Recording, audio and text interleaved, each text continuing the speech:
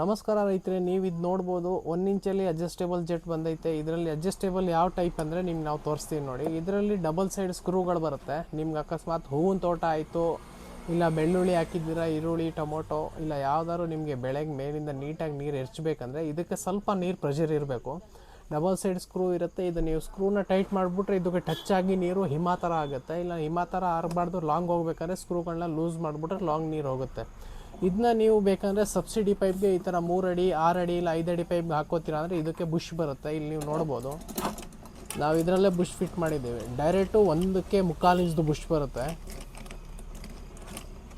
ಬುಷ್ನ ಇದ್ರೊಳಗಡೆ ಈ ಥರ ಟೈಟ್ ಮಾಡಿಬಿಟ್ಟು ಬುಷ್ ಹಾಕ್ಬಿಟ್ಟು ಜೆಟ್ಗಳನ್ನ ಡೈರೆಕ್ಟ್ ಫಿಟ್ ಮಾಡ್ಕೊಳ್ಳಿ. ನೀವು ಬುಕ್ಕಿಂಗ್ ಮಾಡಬೇಕಾದ್ರೆ ಸಬ್ಸಿಡಿ ಪೈಪ್ಗೆ ಹಾಕ್ತೀರಾ ಅಂದರೆ ಬುಷ್ ಅಂತ ನಾವು ಮೆನ್ಷನ್ ಮಾಡಿ ಬುಷು ಕಳಿಸ್ಕೊಡ್ತೇವೆ. ಅದಾದಮೇಲೆ ನೀವು ಇದು ಜೆಟ್ದು ಪರ್ಫಾರ್ಮೆನ್ಸ್ ನೋಡಬೇಕಂದ್ರೆ ನಾವು ಕೊಟ್ಟಿರೋ ವೀಡಿಯೋ ಬರುತ್ತೆ ನೋಡಿ ಈಗ ಮುಂದೆ, ಅದರ ಪರ್ಫಾರ್ಮೆನ್ಸ್ ನೋಡ್ಬೋದು. ಇದು ನಿಮಗೆ ಬಾಳೆ ತೋಟಕ್ಕೆ ಹಾಕ್ತೀರಾ ಅಂದರೆ ಇನ್ನೂ ಬೆಸ್ಟು, ನೀಟಾಗಿ ಹೊಡೆಯುತ್ತೆ ನೀರು.